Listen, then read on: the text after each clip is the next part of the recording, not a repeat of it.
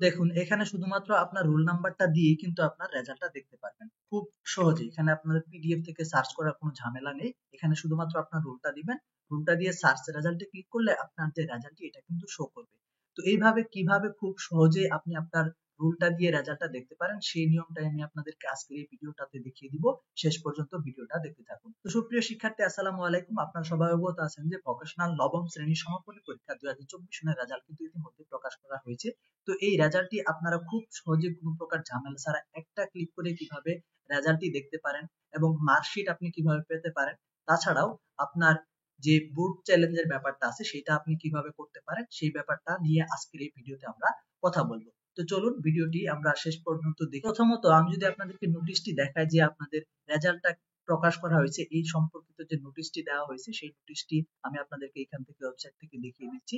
তো এখান থেকে আপনাদের যে নোটিশটা সেটা কিন্তু এখান থেকে দেখতে পাচ্ছেন যে আপনাদের ফলাফলটা কিন্তু প্রকাশ করা হয়েছে। তো এখানে ক্লিক করলে আপনি হচ্ছে ডাউনলোড করতে পারবেন, যেমন এখান থেকে পিডিএফটা ডাউনলোড করে আপনার রেজাল্টটা চেক করতে পারবেন। এটা হচ্ছে কি পিডিএফ সিস্টেমটা, যেটা ওয়েবসাইটের হচ্ছে আপনাদের রেজাল্টটা যেভাবে প্রকাশ করা হয়ে থাকে। তো আমি আপনাদের খুব সহজ একটি উপায় দেখিয়ে দিব যেখানে শুধুমাত্র আপনার রুলটা ক্লিক করে আপনি রেজাল্টটা দেখতে পারবেন।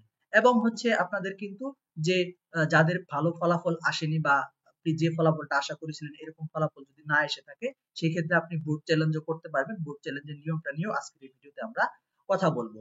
তো এখানে আপনার যে রেজাল্টটা রুল দিয়ে দেখার জন্য একটা ক্লিকে রুল দিয়ে কিভাবে দেখবেন এটা দেখার জন্য আমাদের যে কাজটি করতে হবে, আপনার ফোন থেকে কিংবা ল্যাপটপ যদি থাকে ল্যাপটপ থেকে যেটাই থাকুক আপনি যে কোনো ডিভাইস থেকে একটা ব্রাউজার ওপেন করে নেবেন, গুগল ক্রোম বা যে কোনো একটা ব্রাউজার ওপেন করে নিয়ে আপনি এখানে সার্চ করবেন হচ্ছে paapeleducare.net। গুগলে সরাসরি এটা সার্চ করবেন।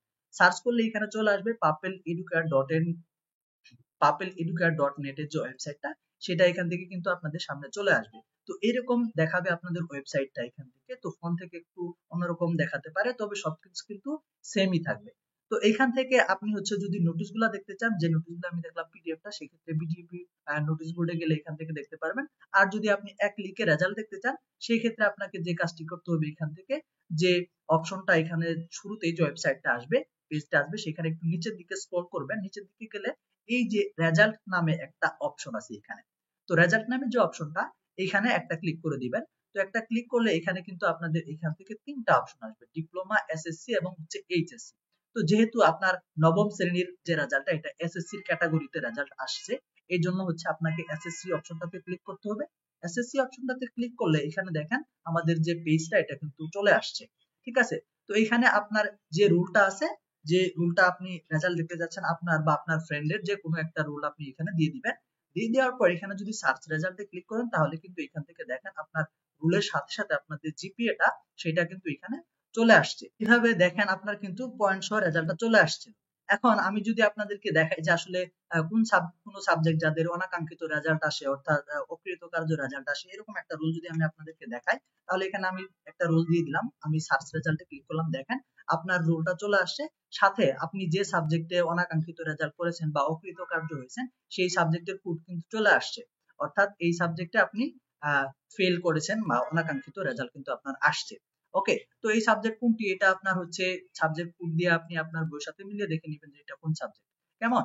এখন আসি হচ্ছে আমাদের যদি অনাকাঙ্ক্ষিত রেজাল্ট আসে সেই ক্ষেত্রে করণীয় কি, অর্থাৎ আমি কিভাবে বোর্ড চ্যালেঞ্জ করতে পারবো সেই উপায়টা আমি আপনাদেরকে দেখিয়ে দিব। ঠিক আছে।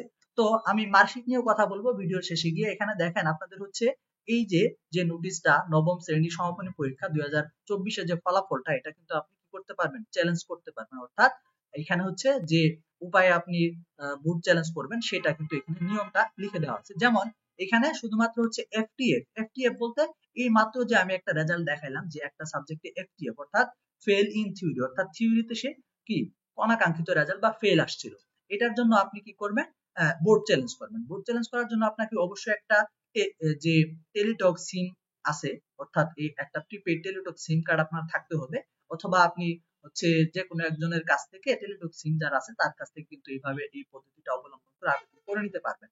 যেমন এখানে নিয়মটা হচ্ছে কি আপনার মোবাইলে মেসেজ অপশনে গিয়ে আপনাকে প্রথমত টাইপ করতে হবে আরএসসি স্পেস আপনি যে বোর্ড থেকে পরীক্ষা দিলেন, অর্থাৎ আপনি যদি টেকনিক্যাল বোর্ড থেকে পরীক্ষা দিয়ে থাকেন তাহলে টিইসি লিখতে হবে, আর যদি মাদ্রাসা বোর্ড থেকে পরীক্ষা দিয়ে থাকেন তাহলে এমএডি লিখতে হবে। ঠিক আছে। তো এইভাবে আরবিসি লেখার পর বোর্ডের প্রথম তিনটা লেটার দিবেন, দেওয়ার পর স্পেস দিয়ে আপনার যে রোল নাম্বারটা অর্থাৎ যার জন্য আপনি যে আবেদনটা করতে চাচ্ছেন, চ্যালেঞ্জ করতে চাচ্ছেন, সেই রোল নাম্বারটা দিবেন। তারপর হচ্ছে স্পেস দিয়ে আপনি হচ্ছে বিষয় কোডটা দিবেন, অর্থাৎ যে বিষয়ে আপনার রেফার্ড আসছে বা যে বিষয়ে আপনার অকৃতকার্য রেজাল্ট আসছে সেই বিষয়ের যে কোডটা দেখাইলো রেজাল্টে, সেই কোডটা কিন্তু এখানে লিখে দিবেন। কেমন? লিখে দিয়ে সেটাকে আপনার 16222 এই নাম্বারটাতে সেন্ড করে দিতে হবে। তো অবশ্যই এই মেসেজের জন্য একটা চার্জ কাটবে, সেটা হচ্ছে আপনার 2.5 থেকে 3 টাকা চার্জ কাটতে পারে। এটার জন্য প্রথম মেসেজটার জন্য আপনার এই চার্জটা কাটবে, ঠিক আছে? তো অবশ্যই ব্যালেন্স চেক করে নেবেন। তারপর হচ্ছে কি, এই যে আপনি আপনার যে রেফারের জন্য যে আবেদনটা করলেন সাবজেক্টটা দিয়ে, সেই সাবজেক্ট অনুযায়ী আপনার ওই তথ্যগুলা যদি ঠিক থাকে, তাহলে ওই তথ্য অনুযায়ী আপনার কি হবে, ওই তথ্য অনুযায়ী আপনার ফিরতি একটা এসএমএস তারা আপনাকে দিবে। অর্থাৎ ওই যে একটা এসএমএস আপনাকে পাঠাবে তারা বোর্ড থেকে, সেই বোর্ডে ওই এসএমএসটাতে একটা পিন নাম্বার দেওয়া থাকবে। কেমন? ওই পিন নাম্বারটা আপনার পরবর্তী এসএমএস এ কাজে লাগবে। তো এটা পরবর্তী এসএমএস এ কিভাবে ব্যবহার করবেন দেখেন। এখানে হচ্ছে কি, আপনার ওই সেম ভাবে আরএসিটা লিখতে হবে, তারপর স্পেস দিয়ে ইএস টাইপ করতে হবে। ইএস টাইপ করার পর এখান থেকে আপনাকে যে পিন নাম্বারটা দেওয়া হয়েছে, ঠিক আছে, যে পিন নাম্বারটা দেওয়া হয়েছে সেই পিন নাম্বারটা দিবেন। স্পেস দেওয়ার পর তারপর আপনার যে কোনো একটা কন্ট্যাক্ট নাম্বার দিবেন। এটা হচ্ছে আপনার ফোন নাম্বার, অর্থাৎ আপনার রেজাল্ট যদি চেঞ্জ হয়, অর্থাৎ আপনার আবেদনটা যে সাকসেসফুল হয়েছে এর জন্য আপনার একটা মেসেজ আসবে, অর্থাৎ এটা হচ্ছে শিক্ষার্থীর একটা নাম্বার দিতে হবে, যে কোনো অপারেটর নাম্বার হতে পারে, বাংলালিংক, রবি, গ্রামীণ, যে কোনো একটা নাম্বার এখানে দিতে পারবেন। তো এটাকে আবার হচ্ছে কি 16322 নাম্বারে সেন্ড করতে হবে। এখন দেখেন, প্রথম এসএমএস এর জন্য কিন্তু আপনার 2.5 থেকে 3 টাকা চার্জ কাটলেও পরবর্তী এসএমএস এর জন্য কিন্তু আপনাকে এই ফিটা প্রদান করতে হবে। ফি কেমন হবে? আপনার প্রত্যেকটা সাবজেক্টের জন্য হচ্ছে 150 টাকা হারে ফি প্রযোজ্য হবে। অর্থাৎ আপনি যদি একটা সাবজেক্টের জন্য আবেদন করেন তাহলে 150 টাকা কাটবে, যদি দুইটা সাবজেক্ট হয় তাহলে 300 টাকা কাটবে। এইভাবে কিন্তু এই 150 টাকা হারে কিন্তু গুণ হতে থাকবে টাকাটা, ঠিক আছে? তো এইভাবে কিন্তু আপনার কি করতে পারেন যে বোর্ড চ্যালেঞ্জের নিয়মটা সেটা কিন্তু আপনি এখান থেকে করতে পারবেন, বোর্ড চ্যালেঞ্জটা এই নিয়ম অনুযায়ী। তো এখন আসে হচ্ছে আপনার যে মার্কশিটের ব্যাপারটা। তো মার্কশিটটার জন্য আপনাকে যে কাজটা করতে হবে, আপনি নবম শ্রেণীর যে মার্কশিট আপনি কিন্তু অনলাইনে সরাসরি পাবেন না, ঠিক আছে? অনলাইনে সরাসরি আপনার যে মার্কশিটটা সেটা কিন্তু পাবেন না। তো আপনার এই মার্কশিটটা পাওয়ার জন্য আপনাকে ওয়েট করতে হবে। আপনার এই যে বোর্ড থেকে যে মার্কশিটটা সেটা আপনার স্কুলে বা প্রতিষ্ঠানে পাঠিয়ে দেওয়া হবে, সেইখান থেকে কিন্তু আপনাকে সংগ্রহ করে নিতে হবে, ঠিক আছে? তো আশা করি ভিডিওটি আপনার কাজে লেগেছে। তো অবশ্যই যে কোনো সময় আপনি এই রেজাল্টটা চেক করতে পারবেন। আমাদের এই লিঙ্কটা ভিডিওর ডেসক্রিপশন বক্সে দেওয়া আছে, সেইখান থেকে ক্লিক করে সরাসরি এই পেজে চলে আসবেন। এইখান থেকে কিন্তু আপনার রুলটা প্রদান করে আপনি রেজাল্টটা দেখে নিতে পারবেন। তো সবাই ভালো থাকবেন, সুস্থ থাকবেন।